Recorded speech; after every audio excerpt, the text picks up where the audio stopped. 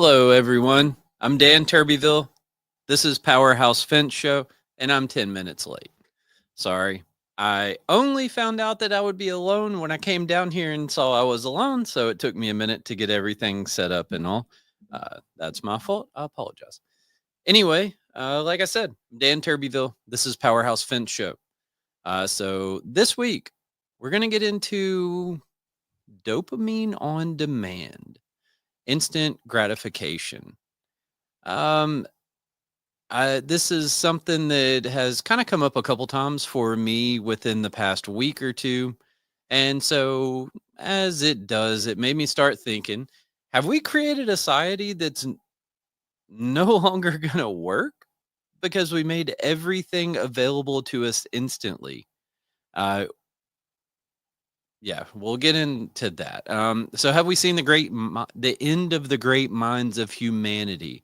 Are there still people who are going to discover and create and improve humanity the way that it was in history, or have we passed that time? Do we now need AI to continue to progress and make improvements for humans? Are we no longer able to do it ourselves, and now we're going to rely on AI to do it for us? I don't know the answers, but that's what we're going to talk about, and we're going to see what we come up with. In case you don't know, we have teamed up with Make-A-Wish. Our fundraiser is in progress. There is a link in the description in case anybody wants to go donate $1 or $2 or 10 or anything like that. I just changed the banner on the bottom to say no phone calls. If you do want to call me, my number is 901-878-4987. It's normally on the bottom, but no calls this time. I have a lot to get through. And like I said, I'm here alone. I'm so sad. Anyway, so our show is sponsored by Memphis Fence Company, Simpalo, and MFC Manufacturing. And we have a few partners listed up here above my head. EasyG Manufacturing, they make the big orange fence hog and other things like that. Pretty good stuff. Check it out. Fence News, a fence industry publication that we like. So they're there. And then the Thornton Fence Consulting Group, the original partner that we had on the show. Still doing events. There's a couple of events coming up this year. I think one of them is like a couple weeks away, maybe. Didn't do a very good job preparing for that, but you definitely can check it out on the website that's in the description. So welcome to the show. Already kind of talked about what we're going to get into today. Have we caused the downfall of society? Are we doomed? Are we going to live like people do on the WALL-E movie? On the movie called WALL-E. However, I'm supposed to say that. I don't know. And then, is there going to be a great reset as a result of all of this? Again, I don't know the answer to that question, but it's interesting for me to think about. And so I thought it would be interesting for me to talk about. So here we are. I am live, so I will be able to respond to comments like Alyssa asking where I am because I was 10 minutes late. Sorry. So I am live, but like I said, I'm not taking any phone calls or anything like that. So I like to thank all the listeners. So thank you to everyone who tunes in. I'm struggling a little bit, man. Thank you to everybody who tunes in. We do it for you. It's what we're here for. If you if you have any suggestions on a topic, anything you want us to talk about, any guests you want us to have on the show, anything like that, feel free to reach out and let us know, and we will try our best to make that happen. We already talked about the Make-A-Wish. I'm not going to complain about that. We're just going to cruise on by. So let's get into the show. Oh, Isaac Alexander, love me some dopamine. Don't we all? That's what we're here to talk about. Randy is the VP. He runs our business to business kind of commercial world. He was on the show, and it's probably been a couple years ago, I guess. It's wild that we've been doing this thing for so long. But he was on the show, and he says he's got this saying that he likes, and he says something like, It's a .com world. Basically, he'll say that anytime some customer wants something like right now. They don't want to wait. They call us and they want a 10,000-foot fence and they want it installed in 3 days and that whole thing. If you're in the fence business, I'm sure you've encountered that. And he frequently says, it's just a .com world. So I've heard it. And honestly, I've just kind of been a bit dismissive about it. Uh, I just kind of accepted like that's the way it is. That's the way that business is done. And if we're gonna serve our customers and provide what we want to provide to them, we're gonna have to deal with it. And let's just keep going. And I'm not saying that's not the case, right? So if you are, oh man, I'm getting attacked by a mosquito. If you are a customer, I'm not trying to be dismissive of your needs by any means, but just trying to kind of paint the picture a little bit here. Isaac says they usually wait 6 months before tells you it needs to be done next week. I'm actually dealing with that exact situation right now, and they wanted it done this week. So they certainly do that. A few days ago, I was listening to the Founders podcast. If you've listened to the show at all, I like listening to the Founders podcast. And he said something about instant gratification. He didn't really dive into it a lot or anything, but he just kind of like, I don't know, uh, just breezed by it. But he did mention something about instant gratification. And so it's made me start thinking a little bit about this. And, you know, I did some episodes where I like really got deep into words. I just picked like a single word like excellence, right? And really dove into it. So, I like getting into the definition of words and phrases and things like that a little bit, which is what I did. So, instant gratification is the desire to experience pleasure for fulfillment or reward immediately without delay. It's essentially the tendency to prioritize short term gratification over long term goals or benefits. This can manifest in several forms from impulsive purchases, which I mean is kind of good for us, right? Like if somebody impulsively buys things from us, but that's neither here nor there. To prioritizing immediate social media gratification over work or personal development. Underline that part. Social media gratification over work or personal development. It's crazy. And all of this really led me to think more and more and more. And earlier this week, I was talking to somebody and they were thinking about maybe starting a podcast or trying to do something to like share their message, their thoughts, their opinions with the world.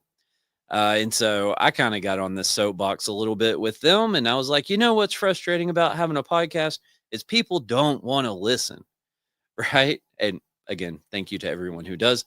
And I'm not one to care about analytics or anything like that. Like I mean, if one person listens to the show or a million people listen to the show, it doesn't matter to me.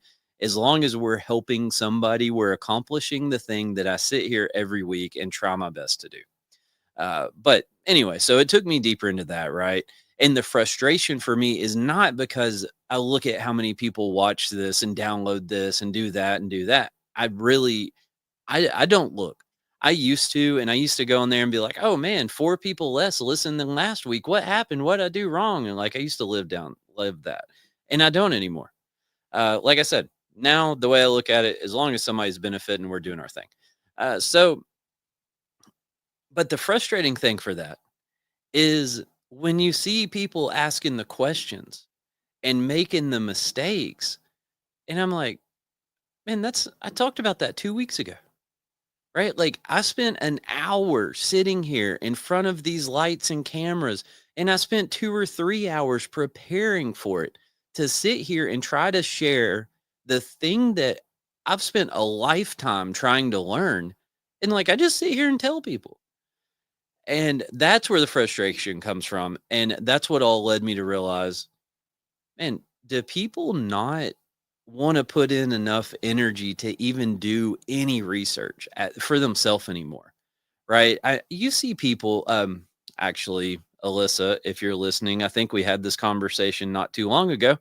But you'll see people go on these like neighborhood groups and stuff like that, and you're like, "Hey, do you know anybody that does this or does that, or where can I go get my hair cut?" And all, and I'm like, I mean, do you really like? It's your first place to go, social media, and ask people. Um, and she, had some reason why. Yeah, that makes sense. I haven't ever really done that myself, but people do it, and that's cool. Like you get probably a little bit more of an unbiased opinion from somebody in that scenario, right? Because not many people leave reviews and things like that. But I mean, if somebody does awesome, then people will tell them. So anyway, but yeah, so I don't know. I know everybody can't listen to everything, and I'm realistic. Like I just listened to one of Dan Wheeler's episodes, the Fence Industry Podcast, and it took me like 2 weeks to get through that one episode. So I get it, but it just is kind of frustrating to see people asking the same questions and making the same mistakes, and I'm like, I tried to share that with the world. So all of that was like, all right. So people can't sit and listen to a thing, right? Because it's longer than a 60-second reel or whatever that is.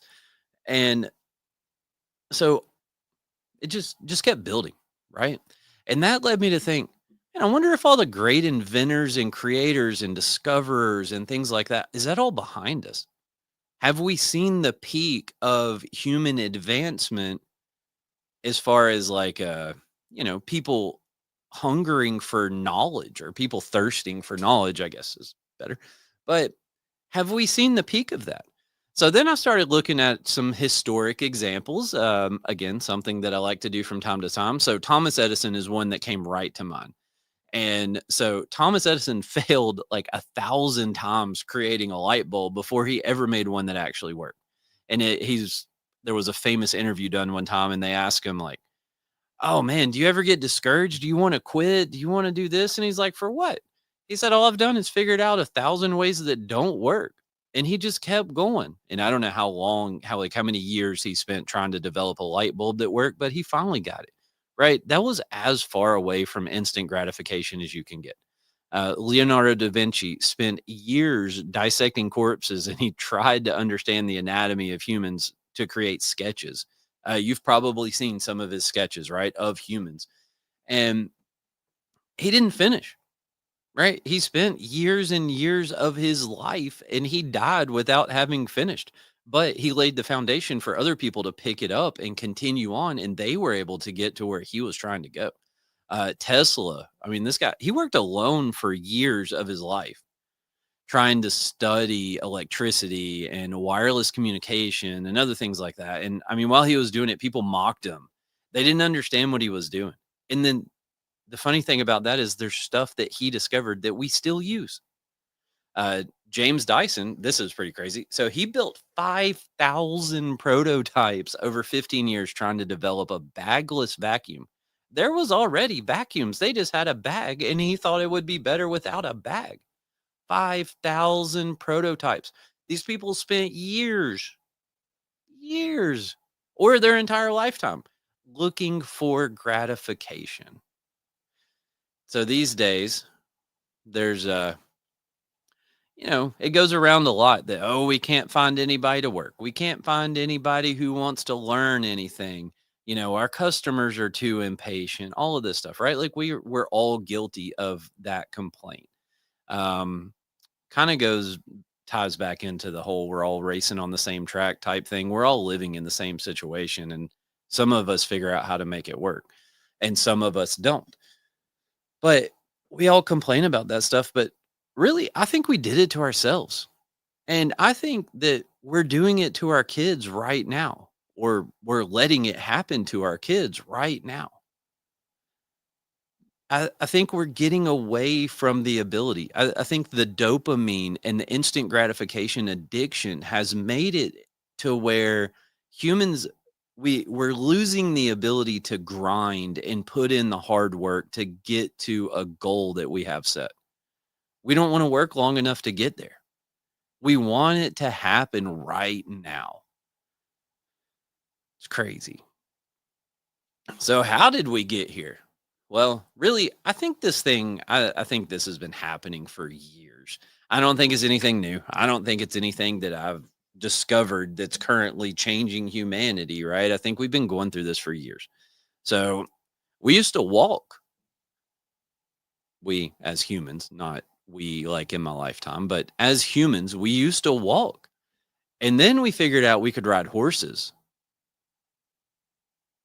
Alyssa says. But you're pro AI. Doesn't that increase instant gratification? 100% it does. And it's down the list here. We're going to get to that. I mean, and I'm not saying that I'm innocent of this, right? I'm 100% as guilty as anybody of this instant gratification issue that we're talking about. So it's not, it's not me pointing fingers at anybody for sure. So yeah, we used to walk. And then we figured out we can ride horses. Well, guess what? Horses got us there faster. But that wasn't good enough, right? So now we started riding bicycles. And then we made cars. And cars got us there even faster. And then we made cars faster and faster and faster and faster. And then like with communication, right? So we started sending mail. And then we started sending telegrams. And then we got phones. And now you could just pick up the phone and call somebody. Nowadays, you just pull your phone out and send a text message, right? So all of that just does this stuff faster and faster and faster and faster. I mean, grocery stores, when we could go to the grocery store, we didn't have to go hunt. We didn't have to have a garden. We didn't have to put in all that work. Isaac Alexander says beepers. Exactly. So we didn't have to put in all that work to eat. And then restaurants, we don't even have to grocery shop or cook. We can just go to the restaurant and let somebody else do it for us. And then fast food, even faster. Now we don't even have to get out of the car. We just pull up, tell them what we want, and then we go to the window and they hand it to us. And now we have DoorDash and what Uber Eats and these services where they just bring it to us. But what's funny about that? So I was thinking, we have these food delivery services, right? And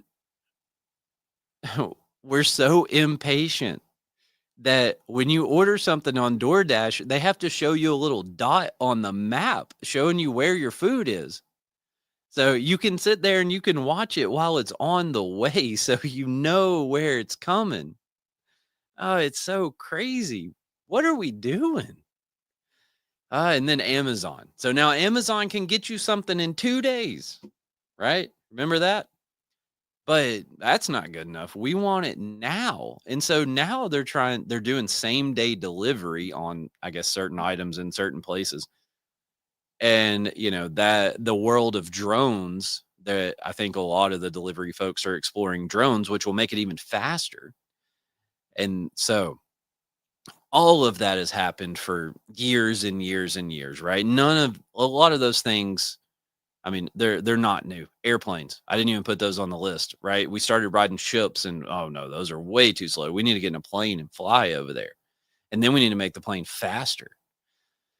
So all of that, right? We can't wait. We're so impatient. And then we started using the internet and we started using search engines. So now we don't even have to learn anything. We just go on Google and we just ask it. And we're like, hey, do, do, do, do, do. And here's 14 million results that tell you how to, I don't know, measure your feet for some new shoes or whatever.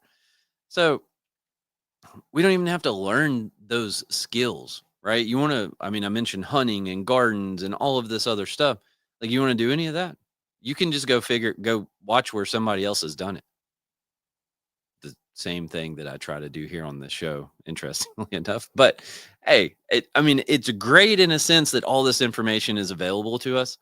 But I think the downside of that is we don't really dig in and learn it, right? We just go find what we need when we need it and we say, okay, that's the answer. And then we, write it down or whatever we do with it. And then poof, it's just gone.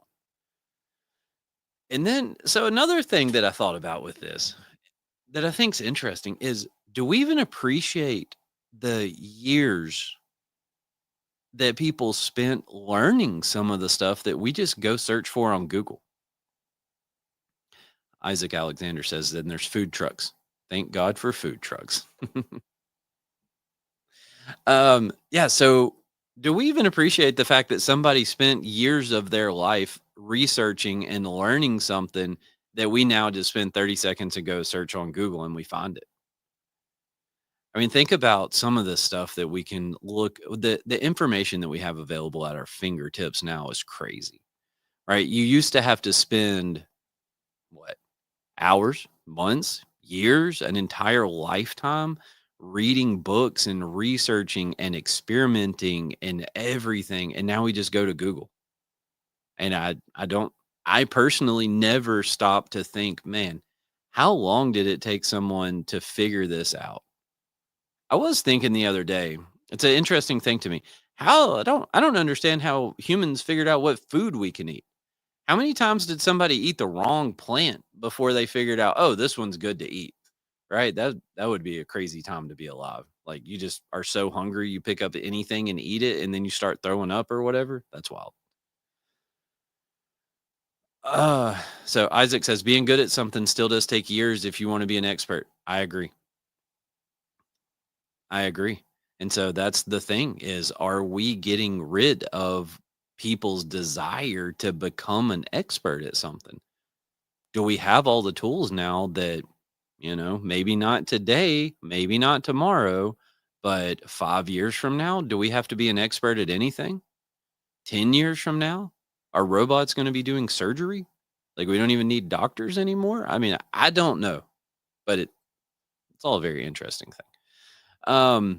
Yeah, so we had search engines, right? And now we can just go online, we search something up, and we can find a lot of information. To Isaac's point, you probably can't find all the information, right? You're not going to go read an article or listen to, watch a video or listen to a podcast or something like that. You're not going to get the same as what someone has learned by spending 10 years doing it, but you might be able to spend a few hours gathering information and you might be able to fumble through it once. So you might not do a good job at it, right? But it might get you to what you need. So then that even got a little bit deeper, and we put a phone in our pocket. So now we carry the internet around in our pocket. So before, if you wanted to use a computer, you had to be at school, at the library, at home, in your office, whatever that is to get to a search engine. Now you just got to have a phone in your pocket. Right. So back to the AI thing, I put a little tidbit of that here. So earlier this week, we were looking for a software or a provider or something along those lines to handle some stuff for us here at work. And so Alyssa and Alyssa's my wife, if you don't know, but Alyssa and I were talking about it, and I said, "Hold on." And I pulled my phone out and I opened Chat GPT, and you can verbally have a conversation with Chat GPT. And I hit that little button and I just started talking to it. And I was like, "Hey, tell me this. Tell me who could do something like this. Who offers this service that we're looking for?" And I mean, it was pretty cool because it took me 2 minutes to find the information that otherwise may have taken me 2 hours or, some more hours, whatever. So, it is cool, but I didn't have to put any work in it. And so here's the interesting thing about that is I don't freaking remember at all the people that ChatGPT told me. I can go back and I can look because there's a record of it. In fact, I have the tabs open on my computer still where I pulled all their websites up, but I don't remember at all. So I didn't learn anything. I got the information, I got to the end of it, but I didn't put any real effort into it.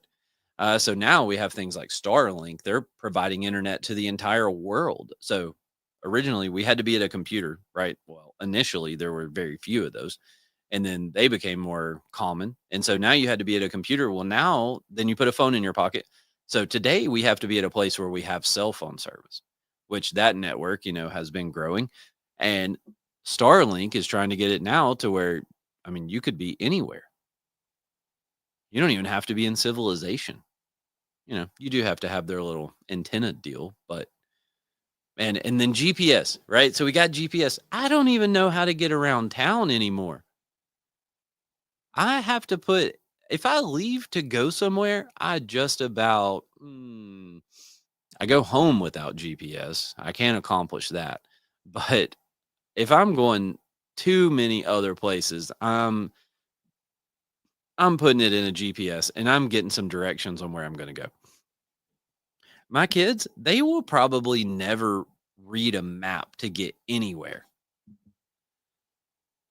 They do you remember in the olden days whenever you used to go on like MapQuest and print off directions? And then if you missed a turn or something like that, it didn't correct itself, right? You had to try to figure out how to get back to where you were supposed to be and all that.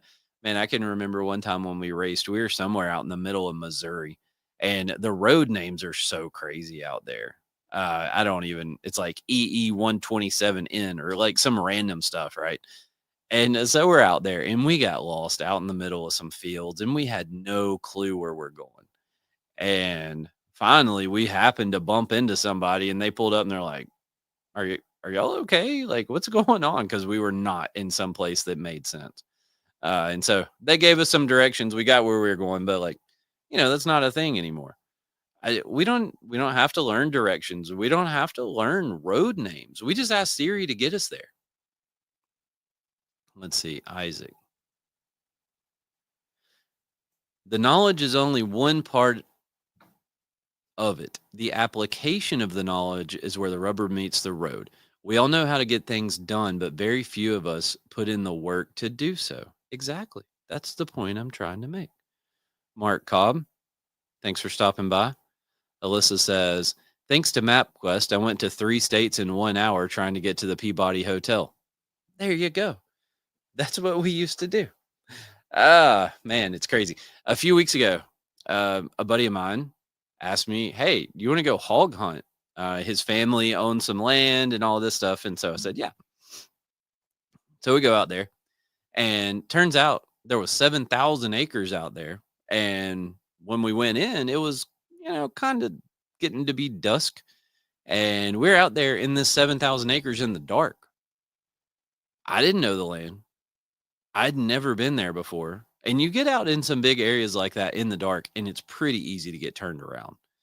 Uh, so think about what kind of an adventure would it have been to get lost out there and have to like survive the night and experience that panic of being lost in the wilderness, so to speak, right? That would have been crazy, right? But nah, we don't deal with that anymore.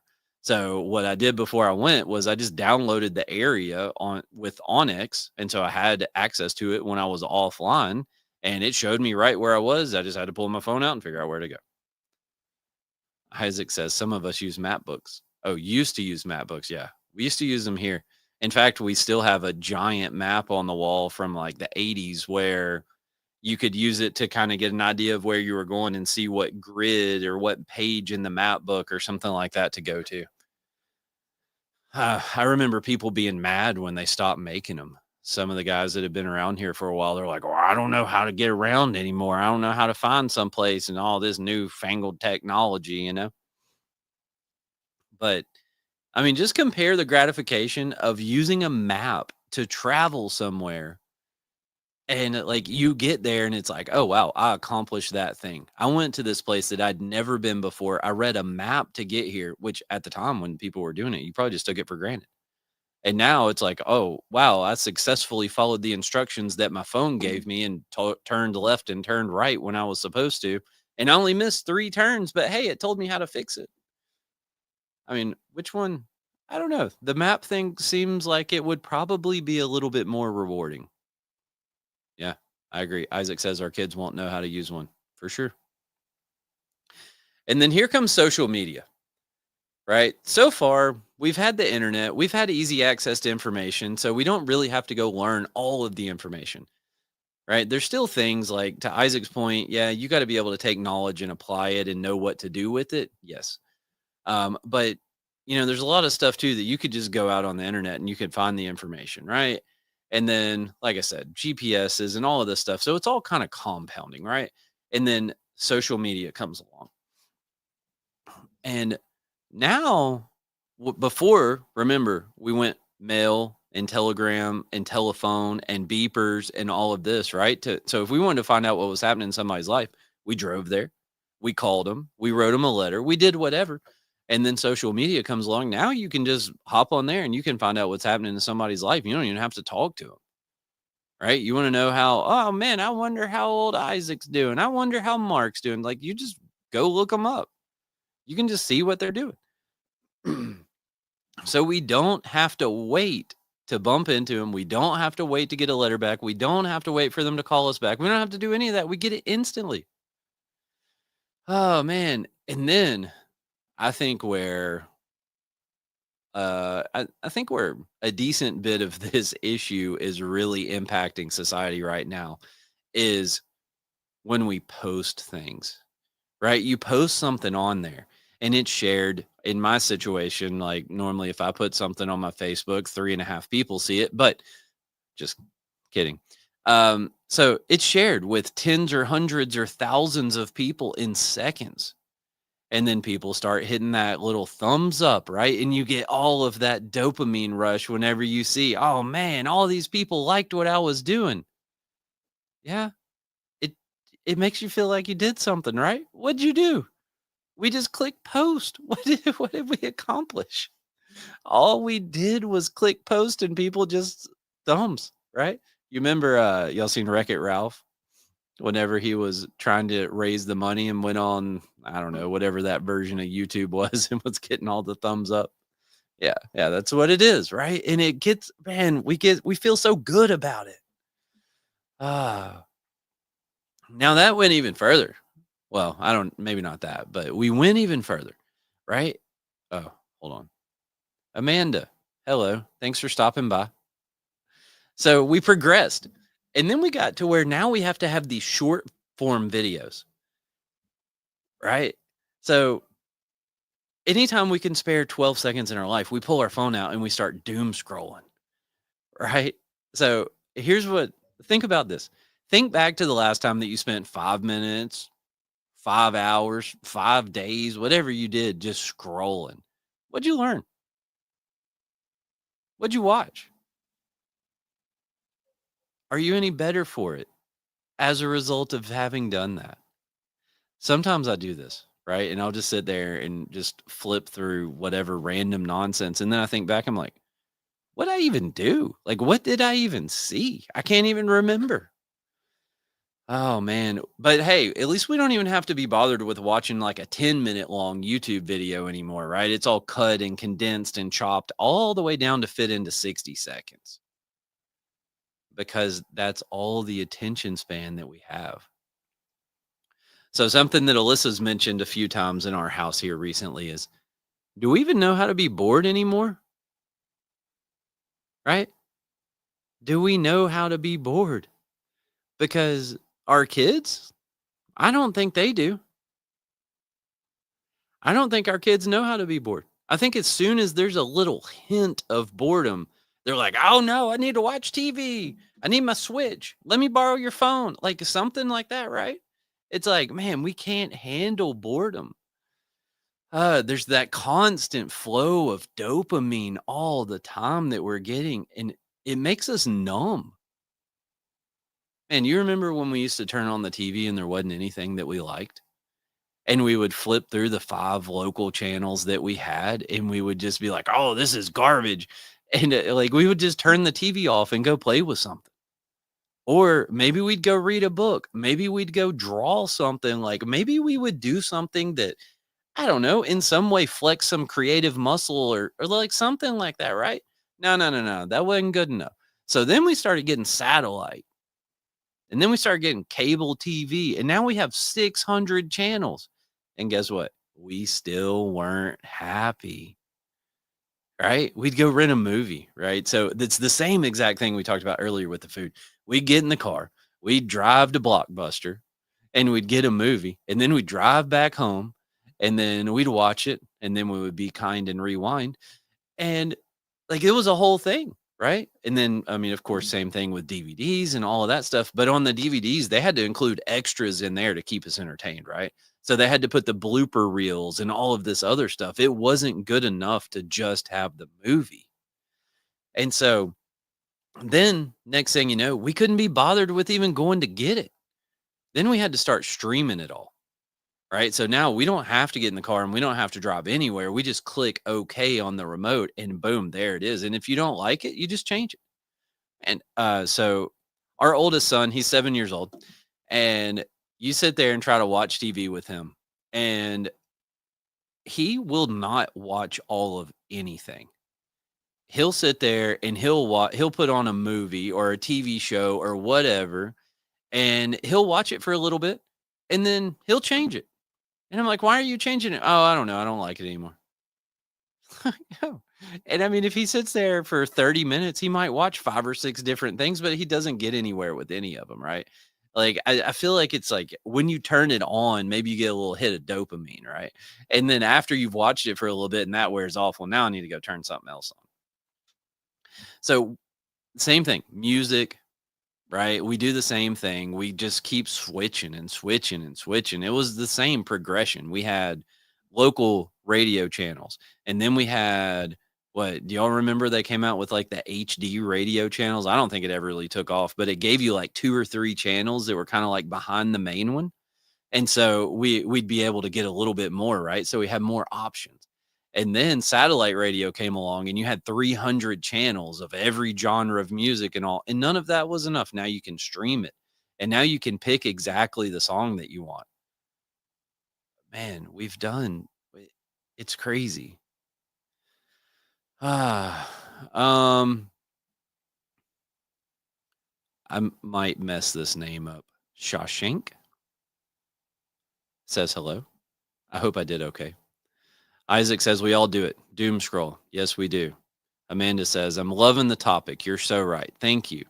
And Isaac says, boredom is healthy. So that's what we've been talking about in our house. That's what Alyssa has been saying is, and we just need to let these kids be bored, right? Because when we were young, when we got bored, we got up and we went and did something. And so she told me the other day, she was like, you see, Webb was sitting here. Webb's our son. He was watching TV. He got bored and he got up and he went outside and started playing. And he was actually went and played like a kid should, right? Because he wasn't allowed to just sit and watch TV. Our kids, we don't let him watch TV a ton. He does more than he probably should. I'll be honest with you, but we don't let him just sit and watch TV all the time. We do try to keep him doing something else. And I think all of this has led me to realize all of these things. And again, I have these issues in my own life. And so for me, it's a thing I think we need to try to improve. Um, yeah. Yeah, that's a good point. Alyssa says she finds a bunch of DIYs for us. So there's another awesome thing the internet has produced for us. Actually, she's not that bad. She does come up with some sometimes, but it's not too bad. I have to drink tea. So if you're listening to the audio version, just hold on 1 second.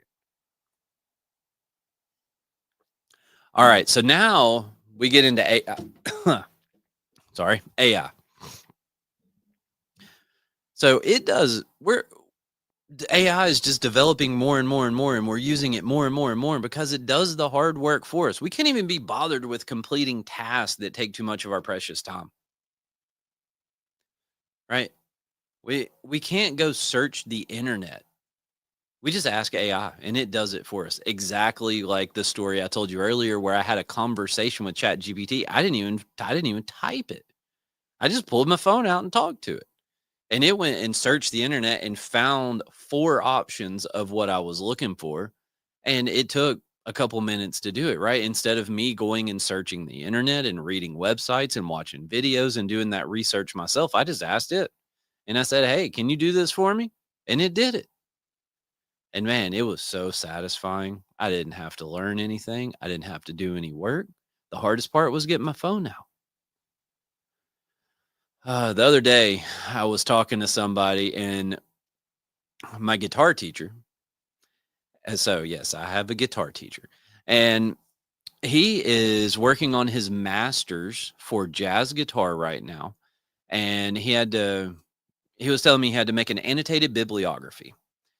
And so his intention whenever he gets his master's is to become an adjunct professor. I think I don't fully understand what that is, but that's what he says.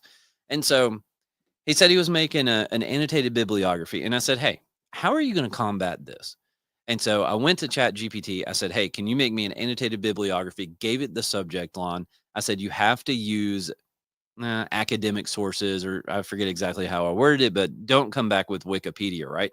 And it did it. It made an annotated bibliography, gave me 25 sources. These were all journals and textbooks and different things like that. And it just spit it out instantly. Took me maybe 60 seconds to do it. And so the question to him was, how do you combat that as an educator? How do you know that when a student turns in something, it actually was written by the student?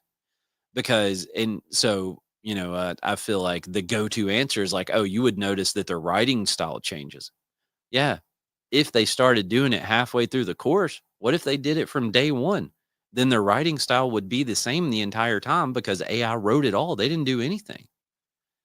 And I mean, yeah, it's obviously cheating, but it's not plagiarizing because AI is creating unique content or unique text or whatever you want to say for you when you ask it. It's not copying and pasting something from somewhere.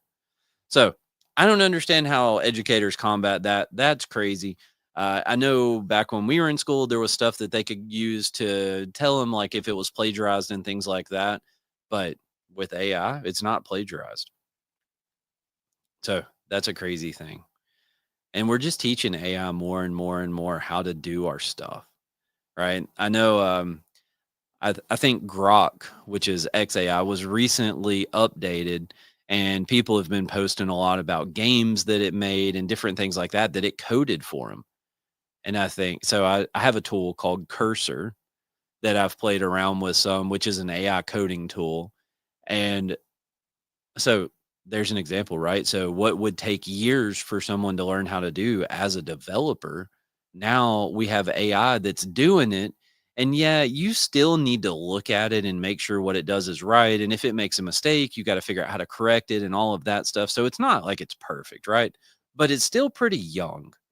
And that's why I say I don't think that, I think the real issue in that world is going to come in the next, 2, 3, 5 years, something like that, whenever it's good enough that it doesn't need us to look at it. And now we're making robots. And I promise you, I'm super excited about having a humanoid robot, right? I am not one that's afraid of them. I'm not any of that stuff. I'm excited to get one and see what it'll do. But we're making robots to do the stuff for us. So, what's it going to do for you? I don't know. Clean the house, wash the clothes, take out the trash, babysit the kids, take care of the dog, like all the things that we don't want to be bothered with, right? I mean, I like my kids. Just to be clear about that. But we're making robots to do all these things because we don't want to do it, right? We want to just sit there on our phone, right? Or we want to sit there and watch TV, or we want to do whatever. Like we don't want to put in that work. Man, it's crazy. So where does it all end? Is there an end? I mean, hopefully it doesn't wind up like Terminator, right? Because people talk about that a lot. But you know what? I think we've already done it, right? It it's not shooting us. It's not blowing us up, but it's killing our learning. It's killing our creativity. It's already killing a part of what makes humans humans. And that's only going to progress. It's not going to just magically get better unless there is some great reset. I don't know. Maybe that happens at some point. But I mean, in the foreseeable future, I don't see an end to it. Maybe somebody does. And I mean, maybe I'm just fussing about some stuff because I mean, I'm getting old. I don't know. But has this instant gratification addiction destroyed our ability to discover and to be creative and to learn and to play and to do all these things? Man, I don't know. Sorry for that whole soapbox rant, but I think it's important. I felt like it was important whenever I was looking into it and kind of reading through it and all that. And I thought I would just share it with everybody. And I don't have, there's no like call to action. There's no solution. There's no answer. There's no question, right? It's just interesting things to think about. So, and I think we all should think about it. And I think for me, there's some stuff that I need to think about. So I'll leave you this question. What can we do to combat it? Is there anything that we can do? Or is this just the way that we are now? Are we going to wind up like the folks living on the spaceship in Wally, where we don't even get out of our little hovering chair, right? We just go down the line and it feeds us and changes our clothes and whatever. Alyssa said she wants to turn it religious, and Satan's greatest weapon is distraction. And that's an interesting point. Well, that distraction is an interesting word to add in here because we are constantly distracted. I didn't even think about that when I was going through before. I didn't think about the distraction side of it, right? Is that we're constantly distracted by something or everything. Oh man. Well, that was fun. I hope that y'all enjoyed it. I enjoyed it. I enjoyed spending time and putting this thing together and just kind of digging into that world a little bit. And like I said, it kind of just organically grew and progressed. And I said, man, this is definitely going to be a subject to talk about. So I don't know. I don't know what's next. Oh, actually, I do know what's next. I think it's next week. We have a lady from Make a Wish coming on the show. And so we'll see what that is like. Because, we are partnered with Make a Wish. And so I asked if they would come on the show and we could talk about what they do and maybe get some history of the organization and stuff like that. So that's going to be fun. Mark says it was interesting. Well, thank you, sir. I appreciate it. Isaac says, definitely stifles our creativity and limits our ability to live a fuller life. I agree. Well, everybody, thanks for listening. Thanks for tuning in. Hopefully it wasn't like too dark or anything, and maybe, gives us all a little bit of something to think about, and we'll see what we can come up with in the future. We'll see you next time.